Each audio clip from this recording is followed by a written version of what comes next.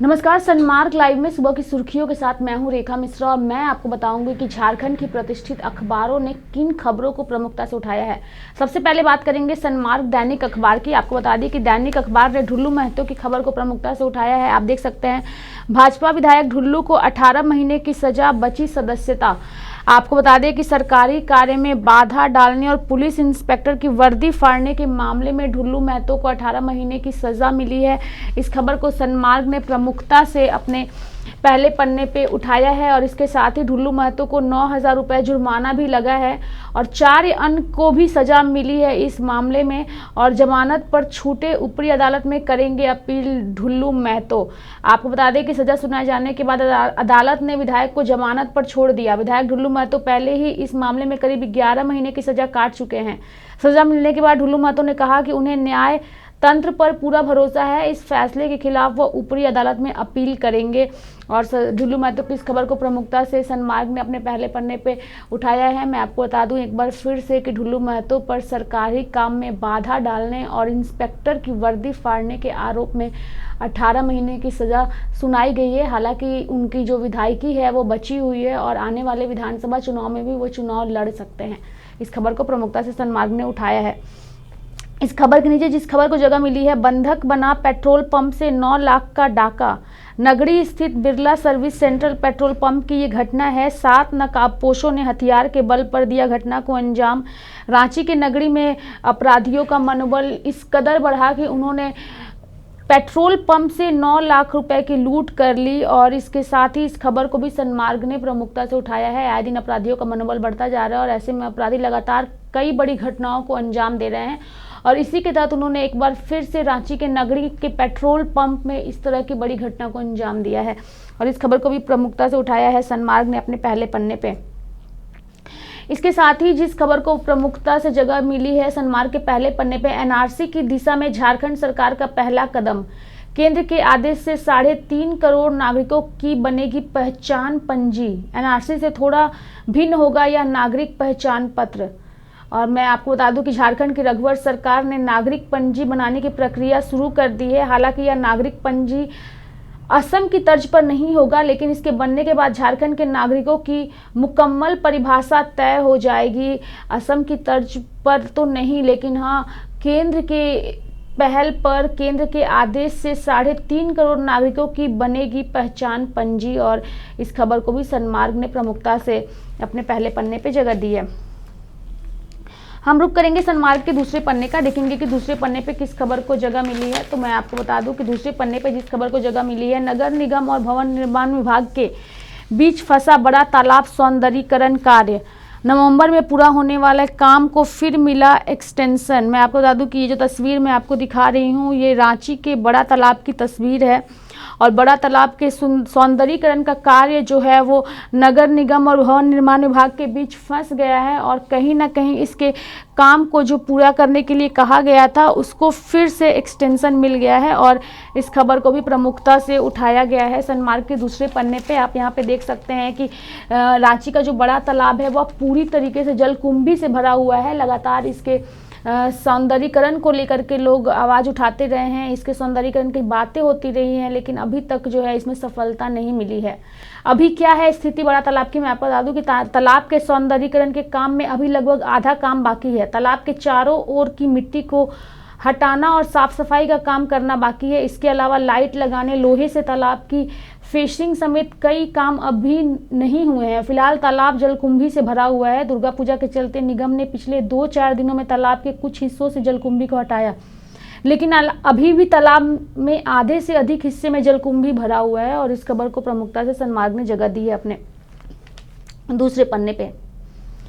इसके साथ ही जिस खबर को जगह मिली है, मां की प्रतिमा को भीगने से बचाने के लिए लपेटना पड़ा प्लास्टिक। जीवन की जरूरत बन चुका प्लास्टिक कैसे होगा खत्म। रिमझिम फुहारों से कुदरत ने किया मां को विदा। मैं आपको बता दूं कि कल कई जगहों पर लगातार मां दुर्गा की मूर्ति का विसर्जन किया जा रहा था और इसी के तहत थोड़ी बहुत बारिश हुई जिसकी वजह से आम लोगों को माँ की मूर्ति को भीगने से बचाने के लिए उसे प्लास्टिक से कवर करना पड़ा। लेकिन इन सब के बीच सवाल ये निकलता है कि आखिर जिस प्लास्टिक को बैन करने की हम बात कर रहे हैं, जिस प्लास्टिक को हम ना इस्तेमाल करने की बात कर रहे हैं, लेकिन कहीं ना कहीं वो हमारे जीवन दिनचर्या का एक अहम हिस्सा बन चुका है, जिसे ना चाहते हुए भी हम इस्तेमाल करते हैं। कहीं ना कहीं बारिश में अगर जब हमारे पास छाता नहीं होता या फिर कुछ वैसे सामान नहीं होते, तो एक प्लास्टिक है जो हमें बारिश से बचाता है, तो कोशिश करते हैं हम प्लास्टिक का इस्तेमाल करना। और इसका जीता जाता एग्जाम्पल विसर्जन के दिन देखने को मिला, जब माँ की मूर्ति को ढकने के लिए लोगों ने प्लास्टिक का इस्तेमाल किया। और हमारे जीवन का एक अहम हिस्सा बन चुका है, जिसे थोड़ा अपने से दूर करना थोड़ा तो मुश्किल है, लेकिन कहीं ना कहीं पर्यावरण के लिए, देश को बचाने के लिए, पर्यावरण को हरा भरा रखने के लिए हमें ये ज़रूरी है कि हम प्लास्टिक को बैन करें अपनी ज़िंदगी से और दूर करें। इस खबर को भी प्रमुखता से उठाया है सनमार्ग ने। इसके साथ ही जिस खबर को प्रमुखता से जगह मिली है, आप बगल में देख सकते हैं, बुलेट से देर रात उपायुक्त व एसएसपी ने लिया सुरक्षा का जायजा।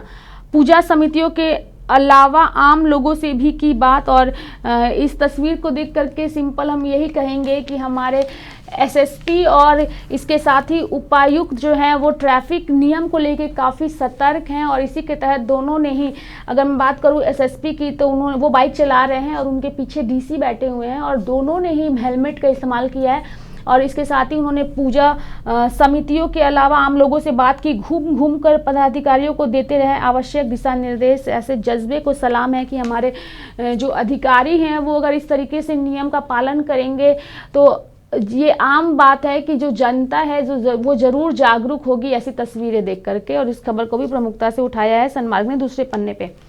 हम रुक करेंगे प्रभात खबर का और देखेंगे कि प्रभात खबर ने किस खबर को प्रमुखता से उठाया है। तो प्रभात खबर ने भी मां की एक तस्वीर यहां पे दिखाई है, जो नदी में विसर्जन की गई है। नम आंखों से मां को विदाई दी गई है और काफ़ी धूमधाम से, विधि विधान से भक्तों ने अपने मां को विदाई दी है नम आंखों से। इस खबर को प्रमुखता से प्रभात खबर ने उठाया है। इसके अलावा जिस खबर को प्रमुखता से उठाया गया है, विधायक ढुल्लू को 1.5 वर्ष की कैद की सजा मिल गई है। 2 साल की सजा होती तो नहीं लड़ पाते चुनाव। और इन सब के बीच सवाल एक और खड़े होते हैं कि आखिर ढुल्लू महतो को 18 महीने की सजा क्यों मिली।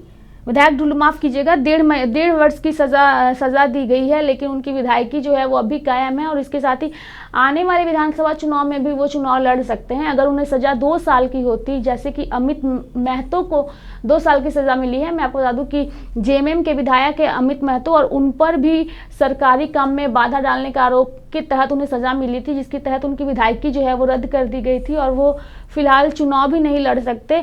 और वही अगर हम ढुल्लू महतो की बात करें तो ढुल्लू महतो पर भी सेम आरोप है सरकारी काम में बाधा डालने का, लेकिन इन्हें जो है वो 1.5 वर्ष की सज़ा दी गई है। तो कहीं ना कहीं इनकी विधायकी भी बची हुई है और ये आने वाले विधानसभा चुनाव में चुनाव भी लड़ सकते हैं। और इस खबर को प्रमुखता से प्रभात खबर ने उठाया है।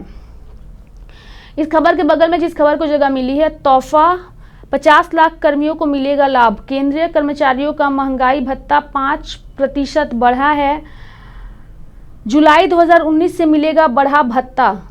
और बड़ी खबर है, केंद्रीय कर्मचारियों को महंगाई भत्ता जो है वो 5% बढ़ा दिया गया है। और इसके साथ ही जुलाई 2019 से कर्मचारियों को बढ़ा हुआ भत्ता जो है वो मिलेगा और 50 लाख कर्मियों को इसका लाभ मिलेगा। तो कहीं ना कहीं उनके लिए एक बड़ी खबर है, जिससे प्रभात खबर ने प्रमुखता से उठाया है अपने पहले पन्ने पे। हम रुक करेंगे प्रभात खबर के दूसरे पन्ने का और देखेंगे कि प्रभात खबर ने दूसरे पन्ने पे किस खबर को जगह दी है। तो मैं आपको बता दूं कि प्रभात खबर ने अपने दूसरे पन्ने पे जिस खबर को जगह दी है, आप देख सकते हैं, एक कड़वा सच है। राजधानी के सीवरेज ड्रेनेज की हालत देख हर शहरवासी कहता है, माफ़ कीजिएगा, हर शहरवासी कहता है पठार पर ना होती तो रांची भी पटना बन जाती। और बिल्कुल सही कहा, ये हाल है रांची के सीवरेज ड्रेनेज का। नाला व नाली बनाते समय यह नहीं देखा जाता कि नाले से पानी का निकास कैसे व कहाँ होगा। नालों को ढाल दिए जाने के कारण बारिश का पानी इसमें नहीं घुस पा रहा है, जिससे कई सारी समस्याएं हो रही हैं। और जब भी राजधानी रांची के लोग जब ऐसी तस्वीरें राजधानी में देखते हैं तो उनके मन में सिर्फ एक ही सवाल आता है कि अगर पठार पर ना होता तो रांची भी पटना बन जाती। और इस खबर को काफ़ी प्रमुखता से प्रभात खबर ने दूसरे पन्ने पे उठाया है और ये बताने की कोशिश की है कि बिहार की राजधानी पटना के लोग पिछले 2 सप्ताह से जल जमाव से परेशान हैं। शहर का निचला इलाका पूरी तरह पानी में डूबा हुआ है। पानी को निकालने के लिए पूरा सिस्टम लगा हुआ है, लेकिन पानी अभी तक नहीं निकला है। इसका मुख्य कारण है ड्रेनेज सिस्टम का फेल होना। इधर रांची में भी ड्रेनेज सिस्टम दुरुस्त नहीं है। लोगों का कहना है कि अगर रांची शहर पठार पर बसा नहीं होता तो यहाँ भी हर साल पटना जैसी स्थिति उत्पन्न होती। और सही बात है कि अगर ड्रेनेज सिस्टम में सुधार ना किया जाए, ड्रेनेज सिस्टम को अगर अच्छा ना किया जाए तो ये समस्या जो है वो कभी खत्म नहीं होगी। अगर हम बिहार की बात करें, बिहार की पटना की बात करें तो पटना में बारिश के तो खत्म हो गया है, लेकिन जो जल जमाव है वो अभी भी बरकरार है। पानी निकलने का कोई रास्ता नहीं है, क्योंकि ड्रेनेज सिस्टम जो है वो सही तरीके से दुरुस्त नहीं है वहाँ पे। और जब तक ड्रेनेज सिस्टम को दुरुस्त नहीं किया जाएगा तो ये पानी की जो समस्या है, जो जमा होने की समस्या है, जो बारिश के दिनों में जमा हो जाती है, उससे जल्द निजात नहीं मिलेगा। और रांची अगर पठार पर ना होता तो रांची में भी जो ड्रेनेज सिस्टम की व्यवस्था की गई है उसे भी देखकर यही लगता है कि अगर पठार पर हम भी ना होते तो हमारी हालत भी जो है वो बिहार जैसी ही होती। और इस खबर को भी प्रमुखता से प्रभात खबर ने उठाया है। हम रुख करेंगे दैनिक जागरण का और देखेंगे जागरण ने किस खबर को उठाया है। तो जागरण ने भी सिंदूर खेल कर दी मां को विदाई। मां दुर्गा की मूर्ति को विसर्जन से पहले महिलाओं ने सिंदूर खेल खेला और एक दूसरे को सिंदूर लगा करके मां को नम आंखों से लोगों ने विदाई दी। विधि विधान से दैनिक जागरण ने इस खबर को उठाया है प्रमुखता से। इसके अलावा प्रधानमंत्री मोदी शी चिनफिंग मुलाकात में कश्मीर का पेंच। मैं आपको बता दूं कि पीएम नरेंद्र मोदी और चीन के राष्ट्रपति शी चिनपिंग के बीच दूसरी अनौपचारिक वार्ता को लेकर बना संशय खत्म हो गया है, लेकिन दोनों नेताओं की मुलाकात से ठीक पहले कश्मीर का पेंच फंसता दिखाई दे रहा है। भारत आने से पहले चिनपिंग की पाकिस्तान के पीएम इमरान खान से मुलाकात और उसमें कश्मीर पर चुभने वाला बयान और उस पर भारतीय विदेश मंत्रालय की तल्ख प्रक्रिया से साबित हो रहा है कि माहौल पूरी तरह सामान्य नहीं है।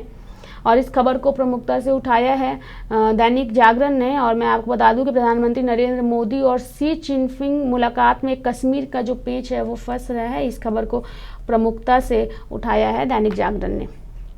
इसके अलावा जिस खबर को जगह मिली है, गुलाम कश्मीर से आए सभी परिवारों को मिलेंगे 5.5 लाख रुपए। केंद्रीय कर्मियों व पेंशन भोगियों को 5% अतिरिक्त डीए डीआर का तोहफा जो है वो दिया गया है और कैबिनेट में जो है इसका फैसला लिया गया है। जम्मू कश्मीर में बसने से पहले दूसरे राज्यों में रहे 5300 विस्थापित परिवारों को भी इसका लाभ मिलेगा।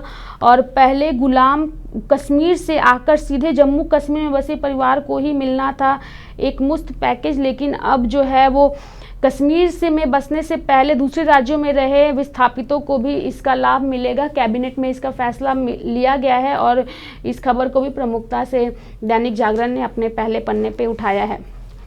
हम रुख करेंगे जागरण के दूसरे पन्ने का और देखेंगे कि दूसरे पन्ने पे किस खबर को जगह मिली है। तो 4 से 5 महीने में बदल जाएगी शहर की साफ सफाई की पूरी व्यवस्था। झीरी में नहीं फेंका जाएगा कचरा, कचरे का होगा निस्तारण, बनेंगी उपयोगी वस्तुएं। और इस खबर को प्रमुखता से उठाया है एक्सक्लूसिव जानकारी देते हुए दैनिक जागरण ने इस खबर को उठाया है। रांची नगर निगम और एक्सक्लूसिव और दैनिक जागरण की इस छोटी सी तस्वीर के माध्यम से ये बताने की कोशिश की है जागरण ने कि 4 से 5 महीने के भीतर ही बदल जाएगी शहर की साफ सफाई की व्यवस्था और ऐसे कई उपाय किए जाएंगे जिससे कि कचरा जो है उसका उपयोग किया जाएगा और शहर साफ सुथरा होगा। और इस खबर को प्रमुखता से उठाया है जागरण ने।